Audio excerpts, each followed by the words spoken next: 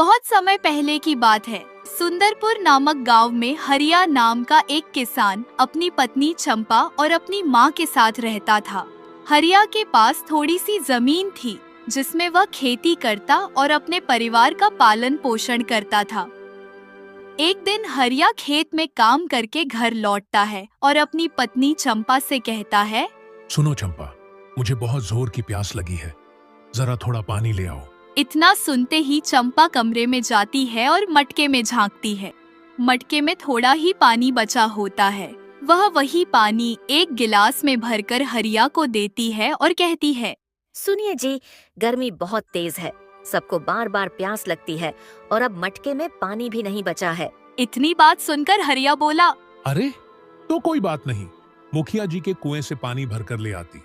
अगर कोई परेशानी है तो मुझे ही कह दो, मैं खुद चला जाता। हरिया की यह बात सुनकर चंपा ने सहज भाव से जवाब दिया, नहीं जी, बात ऐसी नहीं है। मैं गई थी कुएं पर पानी भरने, लेकिन मुखिया जी ने मना कर दिया।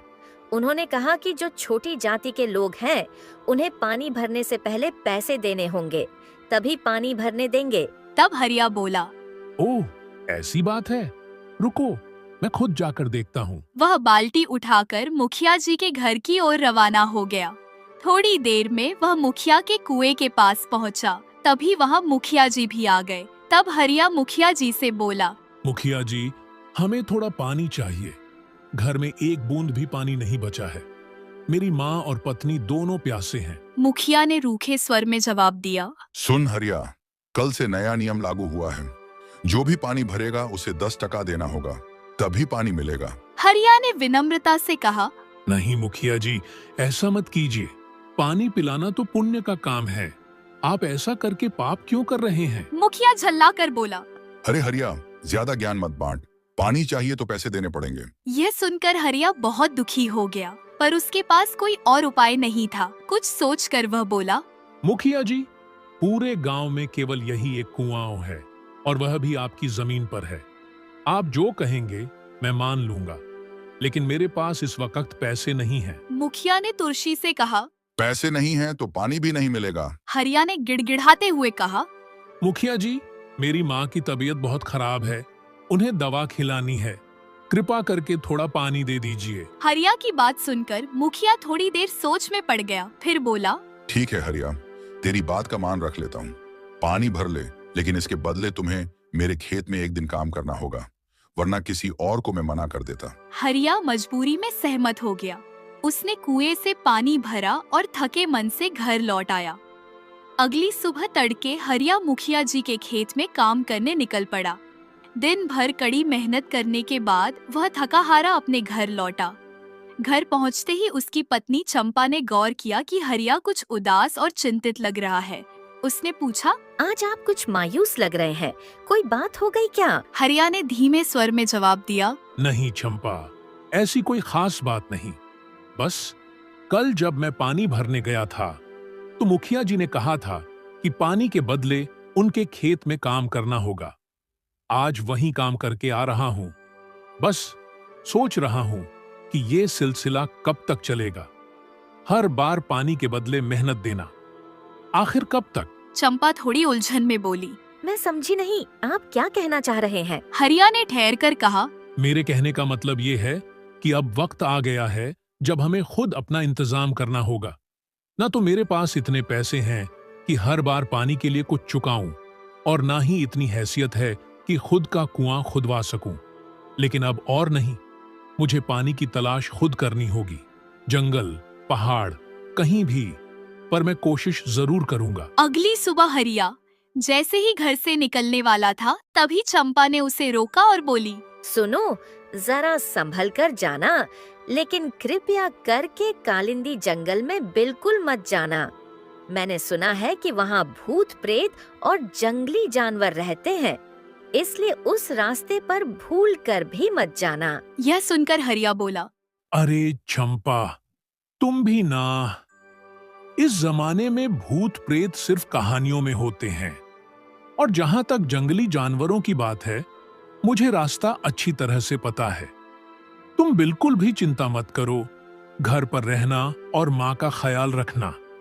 मैं शाम तक वापस लौट आऊंगा। अब हरिया पानी की तलाश में घर से निकल पड़ा। वह कभी इस जंगल में, कभी उस जंगल में, कभी इधर तो कभी उधर भटकता रहा, लेकिन कहीं भी पानी नहीं मिला।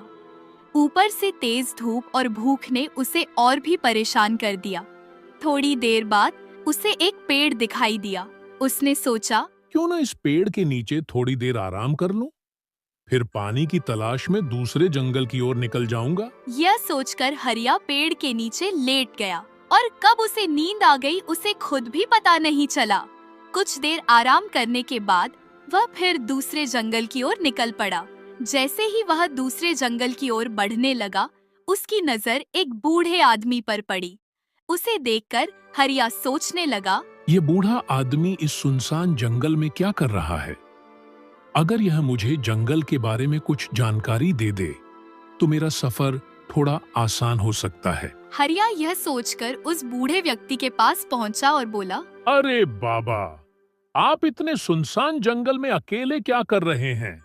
क्या आपको जंगली जानवरों से डर नहीं लगता? इतना सुनते ही बूढ़ा व्यक्ति बोला, बेटा, तुम कौन हो और इस जंगल में क्या कर रहे हो?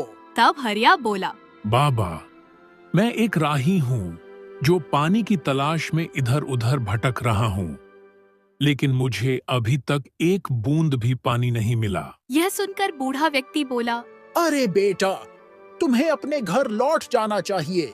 वहाँ जाकर पानी पी लो ना। तब हरिया ने अपने पूरे गांव की कहानी बूढ़े व्यक्ति को सुना दी। यह सब सुनकर बूढ़ा व्यक्ति बोला, तो बेटा, मैं तुम्हारी कैसी मदद कर सकता हूँ? बाबा, मुझे बस इतना बता दीजिए कि इस जंगल के बारे में आपको क्या पता है। आप जिधर से आ रहे हैं, मैं उधर ही जा रहा हूँ, तो सफर थोड़ा आसान हो जाएगा। तब बूढ़ा व्यक्ति बोला, सुनो हरिया, मुझे इस जंगल के बारे में ज्यादा कुछ नहीं मालूम, लेकिन एक बात जरूर जानता हूँ। जंगल के जितने भी जानवर हैं, वे बिना पानी पिए जीवित नहीं रह सकते। अभी कड़कड़ाती धूप है और जानवर पानी पीने के लिए तालाब की ओर रवाना होंगे। तुम बस ध्यान रखना, जैसे ही तुम्हें कोई जानवर दिखाई दे, उसका पीछा करना शुरू कर देना। वह तुम्हें तालाब तक पहुंचा देगा। बूढ़े व्यक्ति की यह बात सुनकर हरिया बहुत प्रसन्न हुआ और बोला, धन्यवाद बाबा जी, आपने मुझे बहुत अच्छी बात बताई। मैं अब ऐसा ही करूँगा। इतना कहकर हरिया आगे की ओर बढ़ चला। थोड़ी ही दूर गया था कि उसे एक हाथी दिखाई दिया जो जंगल की ओर जा रहा था। हरिया हाथी को देखकर सोचने लगा, अगर मैं इस हाथी का पीछा करूंगा तो शायद मुझे तालाब तक पहुंचने का रास्ता मिल जाए। और हरिया ने हाथी का पीछा करना शुरू कर दिया। थोड़ी देर में उसने देखा कि हाथी कालिंदी जंगल के भीतर चला गया है। यह देखकर हरिया थोड़ा सहम गया और सोचने लगा, अगर मैं आज इस जंगल के अंदर नहीं गया तो वैसे भी पानी और भूख से मर जाऊंगा, और अगर मैं अंदर चला गया तो शायद मुझे पानी मिल जाए और मैं अपने पूरे गांव की जिंदगी बदल सकूं। इतना सोचकर वह जंगल के अंदर प्रवेश कर गया। थोड़ी दूर चलने के बाद ही उसे एक तालाब दिखाई दिया। तालाब को देखते ही वह बहुत प्रसन्न हुआ और भगवान से कहने लगा, हे भगवान, आपने मेरी मेहनत सफल कर दी। वह तालाब के पास जाकर पानी पीने ही वाला था कि अचानक एक आवाज सुनाई दी, अरे हरिया, रुक जा, वह तालाब श्रापित है। अगर तूने उसका जल पी लिया तो तेरी मृत्यु निश्चित है। यह सुनकर हरिया डर गया और सहज भाव से बोला, आप कौन हैं और कहाँ हैं? मेरे सामने आकर मुझसे बात कीजिए। हरिया, मैं इस जंगल का रक्षक हूँ। मेरा नाम वृक्षराज है। इस जंगल में जो भी इंसान आता है वह बिना सवालों के जवाब दिए वापस नहीं जा सकता। तुझे भी पानी पीने से पहले कुछ सवालों के सही उत्तर देने होंगे, नहीं तो तेरी मृत्यु निश्चित है। यह सुनकर हरिया बोला, वृक्षराज जी, अगर मरना ही निश्चित है तो क्यों न मैं तालाब का पानी पीकर ही मर जाऊं। हरिया, चालाकी मत कर। यह श्रापित तालाब तेरे साथ तेरी पीढ़ियों तक चला जाएगा और इसका कोई निवारण नहीं है। इसीलिए अच्छा यही है कि तू अपने दिमाग का इस्तेमाल कर और सवालों के सही उत्तर दे। तब हरिया बोला, मुझसे गलती हो गई वृक्षराज जी, कृपया अपने प्रश्न पूछिए, मैं उत्तर देने को तैयार हूँ। तब वृक्षराज ने हरिया से प्रश्न किया, प्रश्न 1, ऐसी कौन सी चीज है जो जितनी बांटो उतनी बढ़ती है? यह प्रश्न सुनते ही हरिया बोला, अरे वृक्षराज, थोड़ा कठिन सवाल करते तो मजा आता। इस प्रश्न का उत्तर तो बच्चा बच्चा जानता है कि इसका सही उत्तर खुशी है, क्योंकि जब हम किसी को हंसाते हैं तो हमें भी खुशी मिलती है। हरिया का यह उत्तर सुनकर वृक्षराज बोले, बहुत खूब हरिया, तूने बहुत ही अच्छा जवाब दिया। यह सही बात है कि खुशियां बांटने से खुशियां बढ़ती ही है। चलो अब हमारे दूसरे प्रश्न का उत्तर बताओ। ऐसी कौन सी चीज है जो दिखती नहीं लेकिन तोड़ भी सकती है और जोड़ भी सकती है? यह सवाल सुनकर हरिया थोड़ा बौखला गया और मन में सोचने लगा। हे भगवान, ऐसी कौन सी चीज है जो बिना दिखे तोड़ दे और जोड़ दे? ऐसी कोई चीज मुझे झांत नहीं आ रही है। हरिया को परेशान देख वृक्षराज बोले, क्या हुआ हरिया, बहुत परेशान लग रहा है। कुछ नहीं वृक्षराज, बस मैं इतना सोच रहा हूँ कि मैं एक बूढ़े व्यक्ति के भरोसे इस जंगल में आया और उसने मेरा भरोसा तोड़ दिया। अगर गांव में ही रहता तो कम से कम चैन से सो पाता। तभी वृक्षराज बोले, हरिया, तू अपने उत्तर के करीब है, बस तू थोड़ा दिमाग लगा। उत्तर तुम्हारे इन्हीं बातों में ही छिपा है। क्या मेरे ही बातों में छुपा है? ऐसा क्या है? शायद भरोसा तो नहीं, क्योंकि अगर भरोसा हो तो अजनबी भी अपना बन जाता है, और अगर टूटे तो अपना भी अजनबी बन जाता है। दूसरा उत्तर सुनते ही वृक्षराज बोले, क्या बात है हरिया, तूने दूसरे सवाल का जवाब भी ठीक दिया, लेकिन तीसरा सवाल थोड़ा कठिन रहेगा, तो सोच समझकर उत्तर देना, क्योंकि यह तुम्हारे जिंदगी के जीने और मरने का फैसला होगा। तब हरिया बोला, देखो वृक्षराज, मुझे जीने और मरने से डर नहीं लगता। डर तो बस केवल आपके श्राप से लगता है, जो एक बार मिल जाए तो 7 जन्म तक पीछे ना छोड़े। तो अब आप अपना तीसरा सवाल करिए। तो चलिए, ठीक है हरिया, तीसरा सवाल हमारा यह रहा, ऐसी कौन सी चीज है जिसे हम खोते हैं तो पता चलता है कि वो कितनी कीमती थी? हरिया यह सवाल सुनते ही सोचने लगा। अब मेरा मरना तय है। अगर मैं अपने गांव में ही रहता तो मुखिया के यहाँ मजदूरी कर लेता, तो शायद आज मुझे यह दिन देखना न पड़ता। मैंने अपना सारा समय बर्बाद कर दिया पानी को ढूंढने के चक्कर में। अब मैं अपने घर भी नहीं जा सकता। क्या समय आ गया? क्या करने आए थे? क्या हो गया? अब मेरा मरना निश्चित है। हरिया को परेशान देख वृक्षराज बोले, क्या हुआ हरिया, मरने की बहुत जल्दी है तुम्हें? नहीं वृक्षराज, मुझे चिंता नहीं है मरने की। मुझे तो चिंता इस बात की है कि मेरे मर जाने के बाद मेरी पत्नी और मेरी बूढ़ी माँ फिर से पानी भरने के लिए मुखिया के खेत में नौकरी करेंगे। ऐसा समय आएगा, मैंने कभी सोचा नहीं था। हरिया की इतनी बात सुनकर वृक्षराज का मन थोड़ा हल्का हो गया और वृक्षराज बोले, हरिया, तूने इस बार भी इस सवाल का जवाब अपनी बातों में दे चुके हो, बस तुम्हें उस बात को ढूंढना पड़ेगा। हरिया इतना सुनते ही खुश हो गया और सोचने लगा ऐसी कौन सी बात है। तभी उसके दिमाग में एक उत्तर आया।